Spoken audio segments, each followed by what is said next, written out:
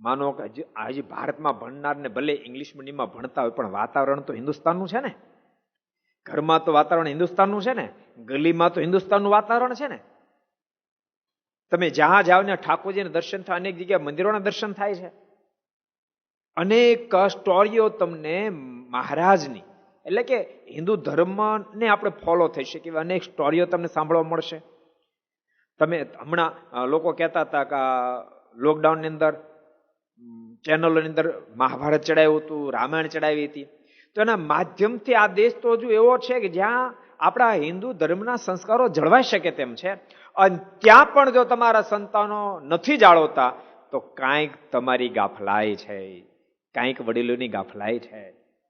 પશ્ચિમના દેશોમાં કે જ્યાં બિલકુલ 1% જ્યાં હિન્દુસ્તાનનું કે હિન્દુ ધર્મનું કે હિન્દુ સંસ્કારનું વાતાવરણ નથી સ્કૂલમાં વાતાવરણ, નથી કોલેજમાં વાતાવરણ, નથી પોતાના જ્યાં રહેતા હોય સોસાયટીમાં વાતાવરણ, આખું જ વાતાવરણ પશ્ચિમનું હોવા છતાંય પણ ત્યાં એના પેરેન્ટ્સ જો ધ્યાન રાખે છે, એના વડીલો જો ખ્યાલ રાખે છે તો એના સંતાનો અંદર સંપૂર્ણ આપણા સંસ્કારનું સિંચન થાય છે.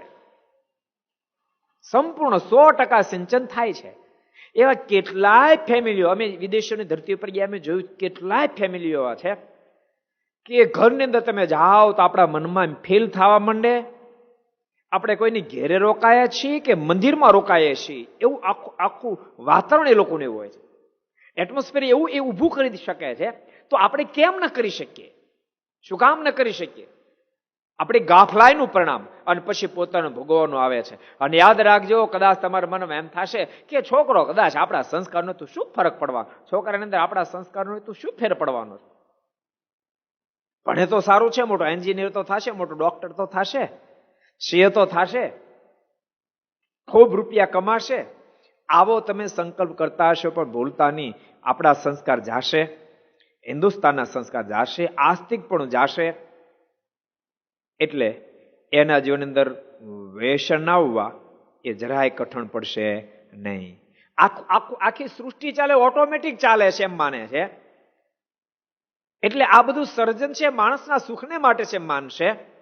અને એટલી હદે વ્યક્તિ જશે એવું એ સમજવા રેડી જ નહીં થાય. એ સમજવા રેડી જ નહીં થાય કે આની સાથે આવો સંબંધ રખાય ને આની સાથે આવો સંબંધ રખાય, એવું સમજવા રેડી નહીં થાય. એ તો જેમ આપણને આનંદ આવે એમ જીવન જીવવાનું હોય. તમે સહન નહીં કરી શકો, યાદ રાખજો, ના કુસંસ્કારો એટલી હદે જ હશે તમે સહન નહીં કરી શકો.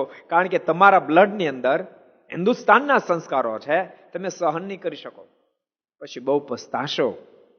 માટે પ્રથમથી જ પરિવારમાં संस्कार वातावरण રાખજો. अगर ये वीडियो आपको पसंद आया हो तो लाइक करें और शेयर करना मत भूलिए. सब्सक्राइब करें सरदार कथा चैनल को और बेल आइकॉन पर क्लिक करना मत भूलिए लेटेस्ट वीडियो सबसे पहले पाने के लिए.